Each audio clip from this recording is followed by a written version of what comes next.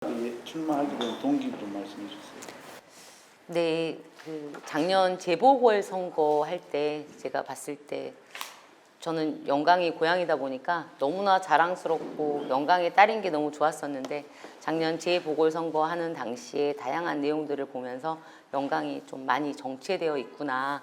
그리고 이제 그런 마음이 들었었고요. 두 번째로는 도시엔 센터장을 하면서 영광에 이제 출퇴근을 이제 비상근으로 출퇴근을 하고 하다 보니까 제가 어렸을 때 30년 전에 어렸을 때 영광과 지금 현재의 영광이 크게 다르지 않다라는 느낌이 들었습니다. 그래서 이제는 제가 외부에서 그래도 조금은 공부하고 연습을 해왔기 때문에 영광에서 한번 제대로 일해보고 싶다라는 생각이 들었습니다.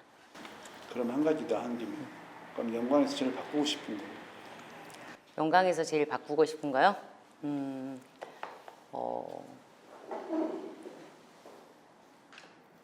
정말 어려운 질문인 것 같은데요. 영광에서 가장 바꾸고 싶은 게 사람인 것 같아요. 사람. 개개인들, 우리 마음, 사람의 마음을 좀 바꾸고 싶습니다. 누구나 다 자기들의 생각을 가지고 있고 각각의 행동들을 하고 있는데요. 각각의 다름들을 인정하지 못하고 서로 의심하고 신뢰하지 못하는 영광의 사람들의 마음을 좀 많이 바꾸고 싶습니다.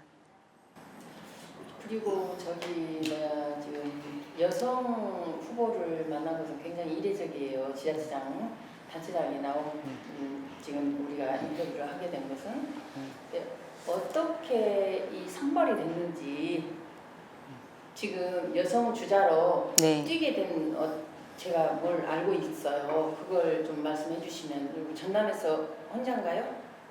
전국에서 17명이고? 그건 이제 제가 작년 12월 24일 날 크리스마스 선물같이 받았는데요. 대통령 직속 지방시대위원회 이초기원으로 전라도에서는 저 혼자 유일하게 이초기원을 활동하게 됐습니다. 이제 그거는 요즘 전남, 강주 통합시 관련해가지고 특별법도 통과됐잖아요. 그걸 최종 심의하고 기획하는 5국 3특을 계획하는 위원회인데요. 그게 대통령 추천 17명 중에 추천으로 제가 전남에서 유일한 이초기원으로 활동하고 있습니다. 그러면 영광에 가장 바꿔야 된다는 생각하시는 그 현안이 뭐가 있을까요? 영광에서 가장 바꿔야 되는 현안. 군수가 되시면 바꾸시고 싶은 거. 군수가 되면 바꾸고 싶은 거요. 일단 좀 제대로 일하는 분위기를 좀 만들고 싶습니다. 누군가의 눈치를 보지 않고 좀 일할 수 있는 분위기. 그래서 지금 행정의 어떤 이제 다양한 어떤 스타일이나 이런 부분들도 좀 공무원은 제대로 일할 수 있는, 공무원이 제대로 일할 수 있고, 그다음 일반 국민들도 제대로 여기서 일하는 분위기를 만들어줄 수 있는 그런 형태를 만드는데요. 좀 제가 전공이 관광이잖아요. 그래서 관광 분야에서도 좀 많이 바꾸고 싶어요. 제가 2006년도에 영광에 내려왔었는데요. 집에서 와서 또 살았었거든요. 이제 석사를 마치고 동신대에서 이제 연구소에 근무하면서. 근데 왔는데 영광에는 너무나 많은 자원들이 있음에도 불구하고 특히 제가 관광을 전공하다 보니까 관광 쪽에 개발할 요소들이 너무나 많은데 하나도 안 하고 있더라고요. 그래서 이런 관광 쪽에 좀 연구를 좀 많이 해서 관광 쪽을 좀 많이 바꾸고 싶다라는 생각이 들었습니다. 네. 그러면 지금 관광 정책에 대해서 말씀하셨습니다. 현 영광 군수 체계하에 이제 관광 정책과 지금 방금 말씀하신 우리 후보님만의 어떤 독한 관광 정책이 있다면 좀 짧게 좀 해주시고요. 네. 그다음에 영광에서 나오는 자원을 예전에 내가 알기로는 대기업이 아닌 국민들에게 배분해야 한다 그런 말씀하신 것 같아요. 그에 대해서 좀 자세하게 한번 좀 말씀해 주시죠. 네. 지금 현재 영광에서 이제 개발 계획을 하고 하는 부분들이 우리 4대 종교 명소화 사업이라던가 등등이 많이 이루어지고 있잖아요. 근데 그게 대부분 좀 하드웨어 중심의 사업이더라고요. 그래서 저는 이곳에서 물론 기본적으로 시설도 반드시 있어야 됩니다. 근데 그 시설이 있어야 되는 부분이 지금 백수해안도로 같은 경우는 머물 수 있는 공간은 상당히 적어요. 관광객들 지나가는 어떤 경유의 형태인데요. 그걸 좀 바꿀 수 있는 방법의 어떤 하드웨어 개발이라기보다는 지금 현재 움직이는 공간에 그 길에 대한 어떤 하드웨어가 많기 때문에 콘텐츠, 그러니까 소프트웨어적인 프로그램적인 것들을 좀 마을들하고 지금 영광에 있는 작은 마을들이 되게 많이 있거든요. 그런 마을들과 함께 연계해서 개발하는 방식, 콘텐츠 중심의 관광 개발로 바뀌어야 될 거라고 저는 생각하고요. 두 번째로 방금 말씀 주신 것들은 어떤 특정인의 뭐 특정 회사의 그런 이익들이 아니라 국민 주도의 이익 공유제가 이루어져야 된다. 지금 현재 그 풍력이라던가 태양광들이 많이 이루어지고 있잖아요. 근데 그걸 가지고 어떻게 배분하느냐가 중요한 게 아니라 이 배분의 체계들에 있어서 국민 전체가 소외받지 않고 국민 중심으로 되어야 된다는 점에서 그때 아마 그런 얘기를 했던 것 같습니다. 그렇게 하기 위해서는 이제 다양한 법적인 제도도 필요할 것 같아요. 그러니까 예를 들어서 기부금이 아니라 그게 법적인 체계, 제도권 안에 넣어서 반드시 그 이익금이 국민의 어떤 삶의 안정 이런 것들을 담보하고 만들어지는 것들이잖아요. 그래서 그게 법제화돼서 그게 그냥 기업체가 그냥 누구에게 인심 쓰는 게 국민한테 인심 쓰는 게 아니라 당연히 내야 되는 소득세의 개념으로 바뀌어야 되는 건 어떤 후보든지 마찬가지 그렇게 생각하고 있을 것 같습니다. 근데 그거 이외에도 그 어떤 다른 것들이 없는 모든 중심은 국민한테 있어야 된다. 근데 그 국민에 있어서 안전이라던가 송전솔로라던가 이런 부분에 있어서도 그 국민들의 모든 수용성들을 받아들인 상태에서 이루어져야지 단순히 돈 얼마, 기본소득 얼마가 중요하지 않다라는 이런 말씀을 드리고 싶습니다. 우리 영광을 보면 산악지 마을 같은 네. 자연마을 그대로 네. 보존하고 있는 곳들 있잖아요. 근데 그렇게 보존하기보다는 우리가 추구하는 것은 한번 듣고 싶은 것은 그 테마형으로 혹시 발전시킬 계획은 안 갖고 계신지, 특히 그쪽으로 전문가시잖아요 지금 현재. 이제 마을마다 이제 산악지 마을 같은 경우는 제가 한 10년 정도 전에 그 특강을 갔던 것 같아요. 그 특강의 어떤 컨텐츠가 뭐였었냐면 관광 상품 개발을 어떻게 했으면 좋겠냐라는 얘기였었는데요. 제가 그때 했었던 얘기가 그거였던 것 같아요. 그 어떤 곳에서도 막 새롭고 이색적인 거, 영광만의 이 산악지 마을의 만의 것을 개발하기는 어렵습니다. 근데 제가 생각하기에는 우리 마을에서 가장 잘하는 거, 우리 마을 주민들이 잘할 수 있는 거, 그게 바로 콘텐츠화 되는 것이 이 지역의 관광 상품화라고 생각을 합니다. 근데 저희 효동마을 같은 경우도 문화마을로 사실 상당히 많은 돈을 투자해서 개발을 했잖아요. 그리고 백수에 있는 그 산미랑이라든가 이런 마을들이 있는데 지금 현재 대부분의 개발들이 그냥 음식, 커피 이런 형태로 가고 있거든요. 근데 각각의 마을의 특징들을 조금 잘 뽑아내는 이런 것들 뽑아내서 그 마을만의 테마들 만들어야 되잖아요. 그러니까 예를 들어서 효동마을이 그때 그 주변의 자원들 같은 경우 이게 남들은 지금 그 효동마을이 어떤 마을인지도 그냥 문화마을이라 하지만 마을인지도 모르는 상태잖아요. 근데 그 속에 일단 기본적으로 저는 이제 그 테마 중에 하나가 숙박하고 연결이 돼야 된다고 생각을 하거든요. 그 전북 쪽에 있는 그 된장마을 같은 경우는 그 이제 된장이 몸에 좋잖아요. 그러면 모든 컨텐츠를 된장으로만 하잖아요. 도착하면 1박 2일 동안 몸에다 된장을 바르고 있고 된장으로 만든 음식만 먹을 수 있는 이런 것들. 근데 우리 영광에도 뭐 콩이든 다양한 것들 있잖아요. 그런 어떤 지역의 생산물들을 바탕으로 해서 그런 테마를 한번 만들어 보고 싶습니다. 그 학교에 계시다가 현실 정치에 처음 뛰어들게 된 계기가 있었습니까? 예. 요즘 제가 청와대에 처음 이제 임용이 됐고요. 그 다음에 2년 만에 또 그 강주에 있는 이제 4년제로 옮기게 됐습니다. 근데 그 옮기는 계기도 이제 저의 성격을 좀 나타내는 것 같아서 말씀을 드리는데요. 뭐 전문대가 더 안 좋고 4년대가 좋아서 옮긴 게 아니라 저는 공부를 좀 많이 했었던 것 같아요. 쭉 연구소에서 연구 계획들을 많이 했습니다. 그러다 보니까 전문대학은 바로 취업을 해야 되잖아요. 항공사라던가 여행사라던가 호텔에. 근데 그쪽에 제가 사실은 많이 인맥들을 실무 그런 경험들이 적었습니다. 그러다 보니까 제가 4년째 이제 강주로 이제 옮기게 된 이유가 좀 더 이제 학문적인 곳이고 그다음에 승무원이 되지 못하는 친구들도 많이 있잖아요. 그럼 그 친구들에게도 더 좋은 어떤 직장들을 해줘야 되는데 그러다 보면 관광의 다양한 분야들을 알려줘야 되기 때문에 임용이 됐는데 그래서 이제 옮기게 됐잖아요. 근데 실제 요즘 대학이 너무 많이 힘듭니다. 학생이 많이 줄어들게 되고 그게 우리 지자체하고도 연결되는 부분인데요.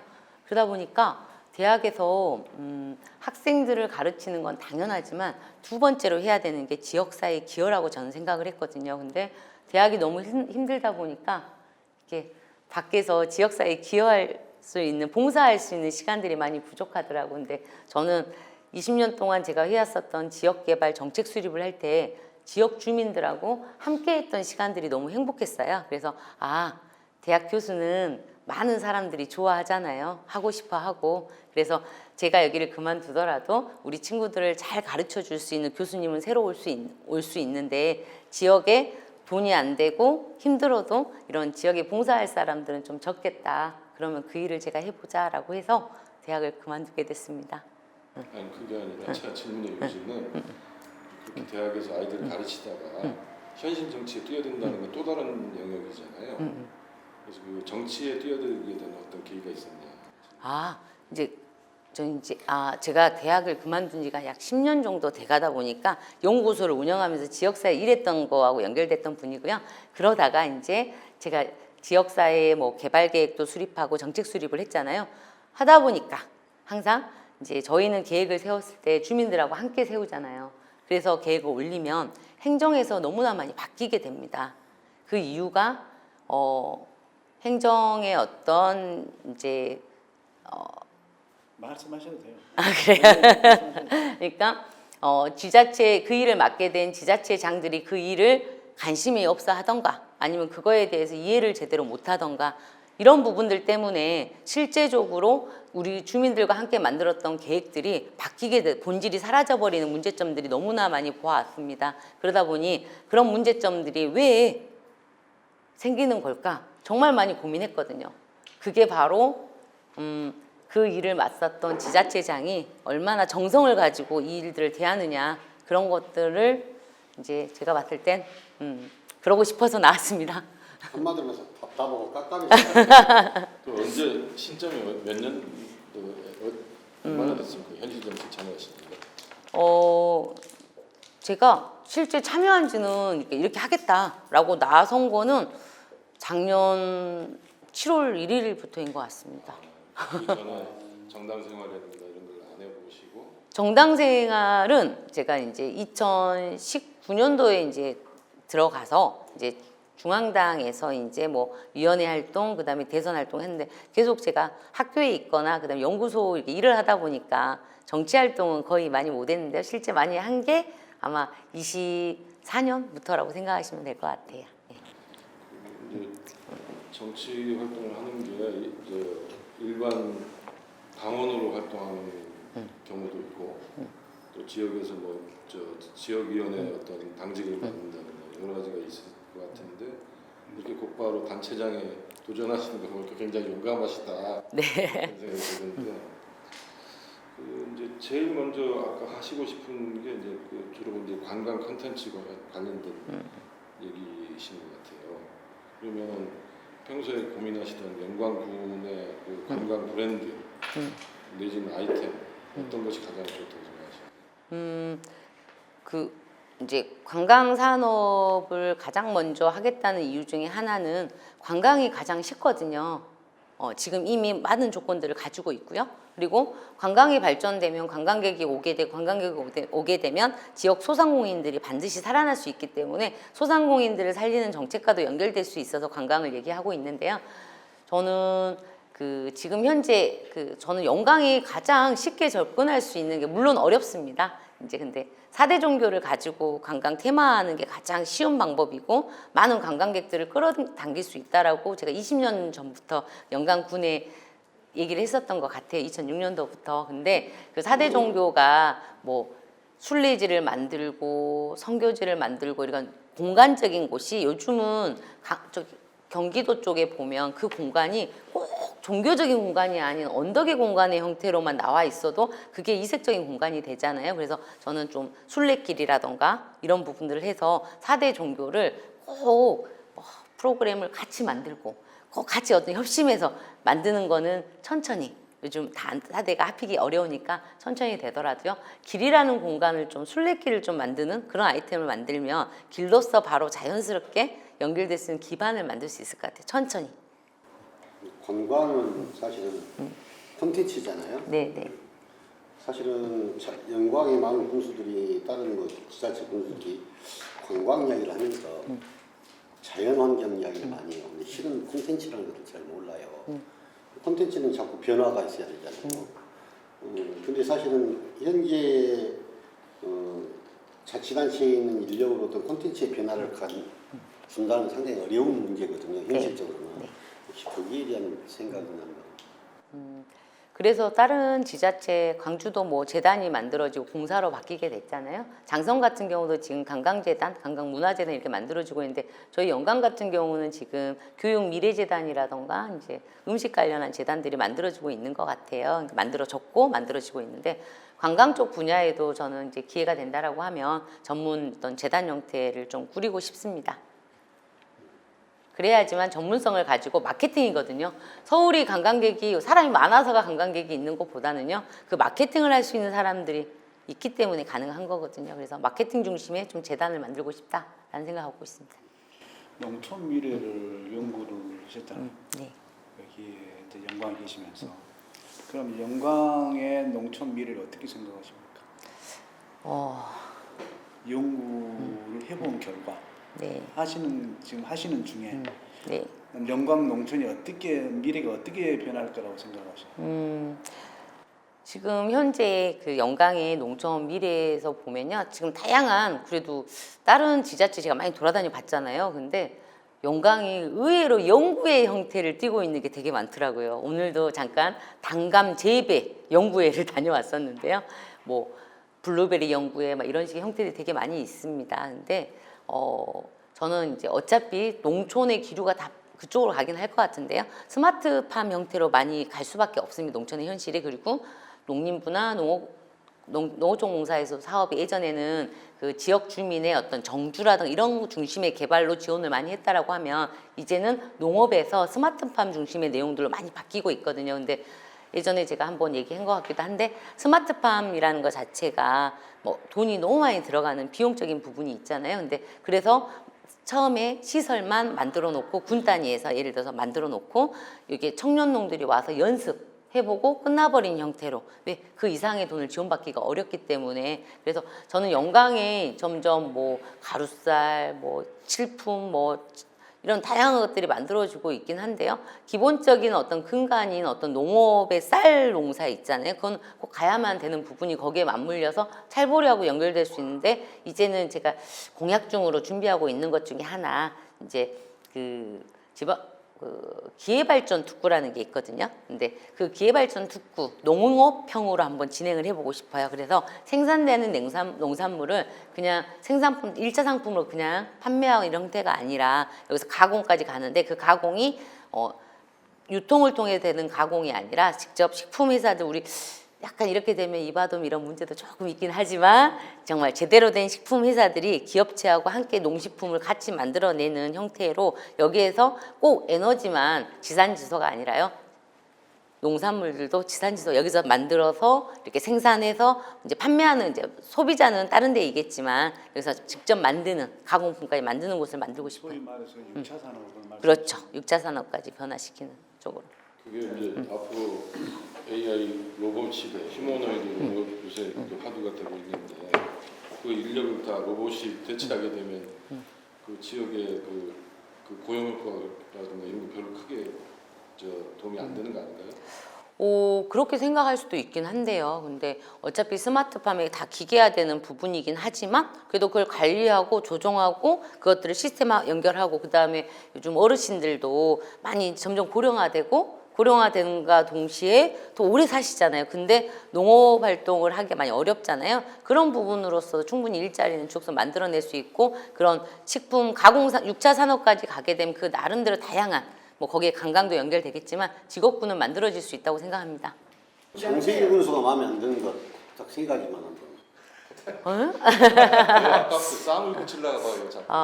이걸 싸우면 장세일 군수님이 저는 참 열심히 일은 짧은 기간 동안 열심히 일을 하셨다고 생각합니다. 근데 그 열심히 일하는 과정에서 일단 마음에 안 드는 게 어떤 거였냐면 주민들이 왜 장세일 군수님을 믿지 못할까라는 게 첫 번째 제가 하는 부분이고요.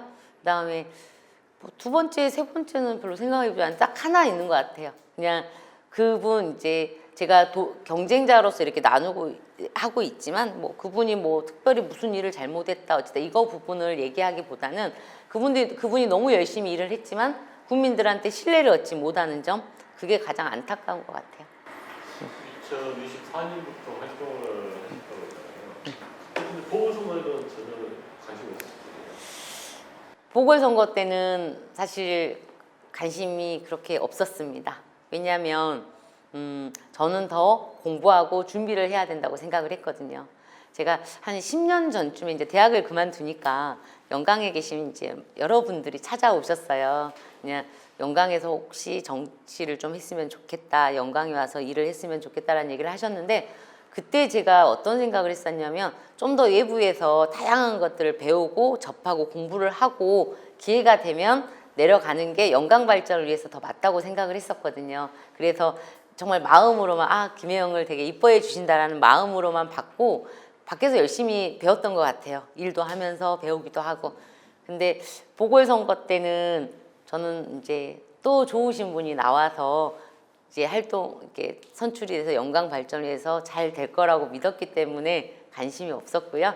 그 이후에는 너무 정치가 정체되어 있는 느낌이 들어서 관심을 갖게 됐습니다. 그래서 이제 특별시가 됐어요. 네. 특별시 됐는데 어느 생각하는 구상이 있으실까요?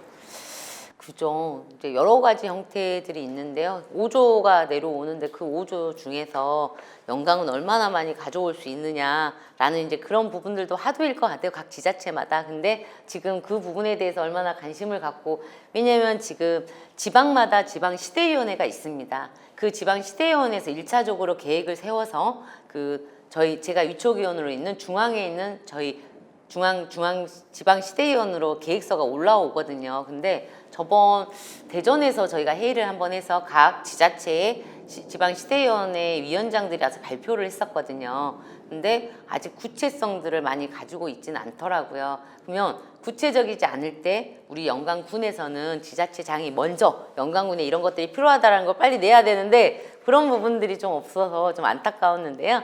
만약에 제가 이제 5국 3특 이 부분에 있어가지고 한다라고 하면 좀 되게 어려울 것 같긴 한데요. 제가 선생을 해서 그런지 모르지만 좀 대학을 하나 유치를 꼭 하고 싶어요. 서울대 10개 만들기 중에 하나를 영광으로 꼭 가져오고 싶습니다. 그걸 가져오게 되면 당연히 기업체도 따라온다고 보거든요.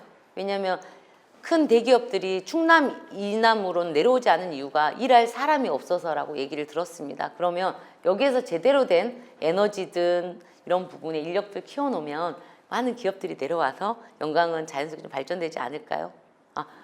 장세일 군수님 마음에 안 드는 거 하나 더 있어요. 왜 원자력 7, 8호기 그 유치에 대한 관심을 안 갖는지 그 부분도 조금 마음에 안 듭니다. 그 얘기를 아까 내가 했습니다. 언제요? 제가 아까 질문을 했어요. 저한테요? 아니요, 장세일 교수님. 그 말할 때가 아니라 사실은 대학이 없으면 아이들이 중고등학교 전부 다 위주로 나가잖아요. 맞아요. 그게 이제 인구 소멸의 또 시작점이 되기도 하고요. 대학은 일반 대학을 우리 영광에다 집어넣는다는 것은 조금 어려울 것 같고요. 맞습니다. 뭐 특성화나 특별한 대학을 생각하신다면 네네. 그거에 대해서 말씀해 주시죠.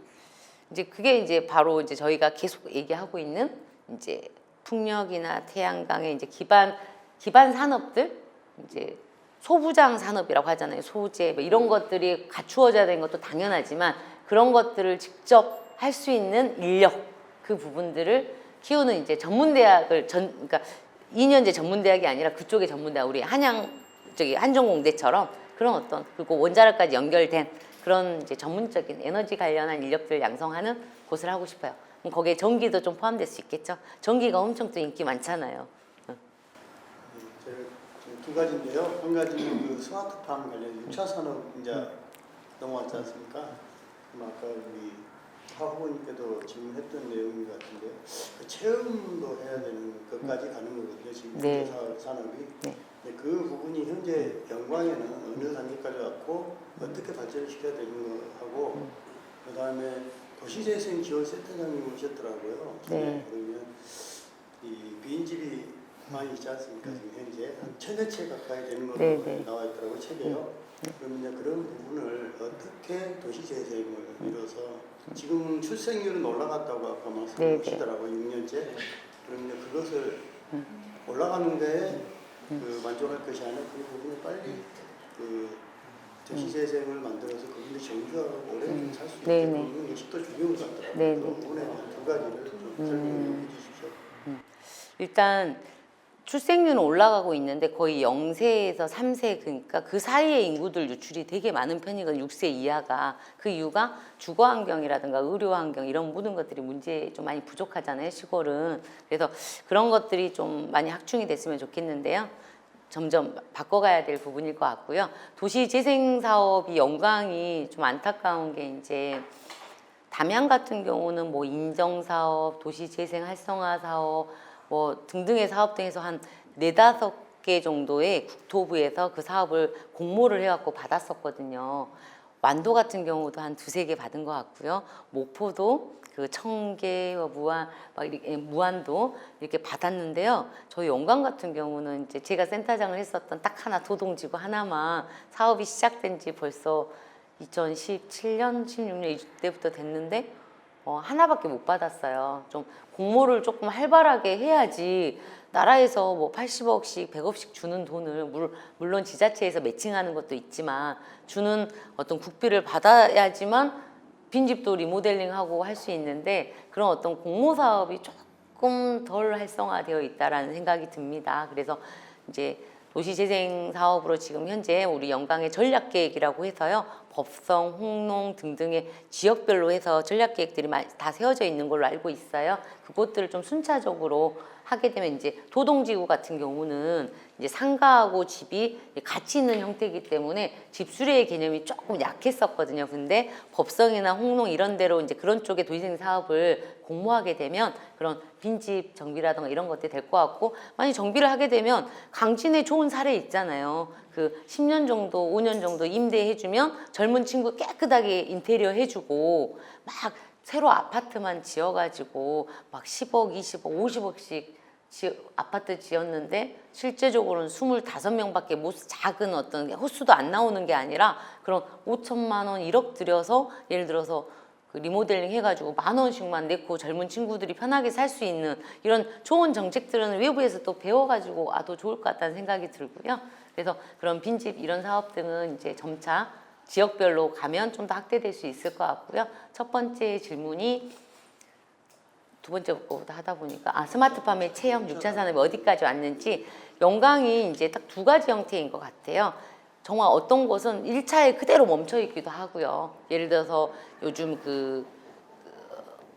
예를 들어 이제 불갑에 있는 저기 빛꽃이라는 이제 불갑상권역 종합정비 사업으로 2015년도에 사업비를 받아서 50억짜리로 해서 교육 작은 500만 원, 1000만 원짜리 50억짜리 사업부터 시작해서 500만 원, 1000만 원짜리 교육농장 사업까지 그 마을에 체험장들이 진행을 하고 있는 데가 있어요. 그래서 요즘 교육청하고 전통 전래 놀이 체험이라는 이런 것까지 하는 그래서 이건 지금 영광이 사실상 너무 좀 이제 하는 분들은 하는데 안 하는 분은 딱 1차에 극명하게 좀 나눠져 있는 것 같습니다. 그래서 6차 산업이 어느 정도 단계에 와 있다라고는 제가 명확하게 말씀드릴 수는 없을 것 같은데요.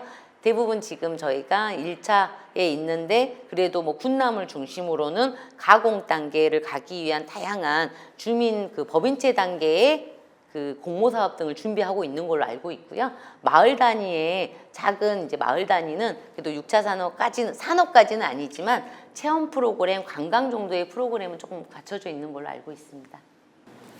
저 번외적으로 네. 지금 함께 원전 1호기가 기간 만료됐잖아요. 네. 근데 다시 네. 여기 그 상당히 심하고 7, 8호기를 유치한다고 하시잖아요. 근데 1호기 같은 기간 만료된 건 어떻게 해요? 이제 저는 이제 그 안정성이 반드시 확보되어야죠. 근데 그 다른 지자체에서도 이미 이제 연장을 했었던 사례들이 있었잖아요. 그리고 지금 안전조사가 끝나서 안전성이 확보된다라고 하면 연장을 저는 해야 된다고 생각을 하고요. 영광의 이제 국민들도 상당 부분 그 연장하는 부분에 찬성하는 쪽으로 마음이 많이 바뀌어 있습니다. 다만 이제 이런 부분이죠. 7, 8호기를 들어오든 1, 2호기를 연장하든 이런 것들이 중요한 게 아니라 영광 국민들이 제대로 혜택을 봐야 된다는 거죠. 그걸 받아들이면서 이왕 없는 것들을 새로 만든다라고 하면 문제가 있지만 영광에는 일단 온전히 있지 않습니까? 근데 전혀 없는 곳에 또 새로 지으라고 하는 것보다는 지금 좀 더 안전한 위치에 있는 영광에 뭐 집안이라든가 조사에서 영광이 가장 안전하다고 얘기를 들었으면 자세히는 모르지만 그러면 기존의 어떤 있는 것들을 살리는 것도 필요하다고 생각합니다. 광주 전남에서 그 지자체 중에서 만약에 군수에 당선이 된다면 어느 지자체하고 벤치마킹을 해서 그쪽 닮아가는 어떤 네. 모방할 수 있는 좋은 것들을 모방해야 되잖아요. 그럼요. 어느 지역하고 하고 싶습니까? 아까 말씀하시는 거 보니까 강진을 예를 들으셨는데 강진이신지 아마 거기에 대해서 좀 말씀해 주세요. 강진 같은 경우는 이제 그 인구 소멸 관련해가지고 소멸 기금 있잖아요. 그 부분을 활용해서 오동통 그 거리라고던가 오동동인가 오동통이는 그 시장 오동 맞죠? 그 시장 살성화 부분에 상당히 다른 지역에 비해서 빨리 진행이 됐고요. 오감동 맞아요. 오동동 그건 여수가 뭔 동동이죠. 소호동동 그 두 개가 섞였네요. 여수의 소호동동하고 근데 그 요즘은 그냥 동동입니다. 동동인가요? 그래서 죄송합니다. 왜 소호동동이라고 알고 있지 제가? 소호동에 있어서 그래요? 그래서 광진에서는 그런 이제 반값 여행이라던가 그 시장 활성화 부분의 컨텐츠들 좀 가져오고요. 그다음 여수 쪽은 사실은 제가 여수 사례를 되게 많이 들거든요. 우리 다시 귀향하는 젊은이들을 만들기 위한 관광의 중요성을 여수 사례로 많이 강의를 하는데요. 여수가 어떻게 보면 정말 다 떠났던 친구들이 관광이라는 갓김치 하나 파는 걸 시작을 해서 많이 돌아왔잖아요. 그것처럼 여수에서도 벤치마킹을 할 거고요. 그 농업 쪽은 또 나름 또 구례에서 하고 있는 연구 뭐 이런 것들 많아서 제가 강점이 그 22개 시군의 일들을 좀 많이 해왔잖아요. 20년 동안. 그래서 그런 각각의 특징들을 가진 지역들의 뭐 한 지자체 말고요. 여러 지자체에 가서 배워갖고 오겠습니다. 우리 지역 말고도 다른 지역에서도요. 저는 제가 군수가 되면 그러고 싶어요. 좀 군에서 투자할 수 있는 기업체들한테 좀 제대로 투자해주자. 여기 영광에 와서 사업할 수 있게끔. 그러니까 물론 이제 법의 테두리 안에서 문제가 있으면 안 되겠지만 충분히 그런 법의 테두리들 안에서 제대로 좀 기업체가 와서 활동할 수 있게끔 만들어주는 게 그래야지 투자하죠. 군수님 되시면 네. 어마어마한 프로젝트 갖고 엄청나게 많이 와요. 네. 오지 말아도 와요. 저도 갖고 올지 몰라. 네, 가져오십시오.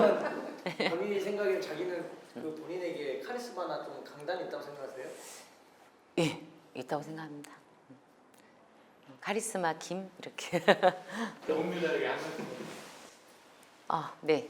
이제 영광은 올바로 일하고 제대로 알고 하는 분이 영광의 군수가 되어야 된다고 생각합니다. 이제 얼마 남지 않았습니다. 영광의 변화는 여러분들과 함께 만들어가고 여러분들이 함께 만드셔야 됩니다. 김혜영입니다. 감사합니다.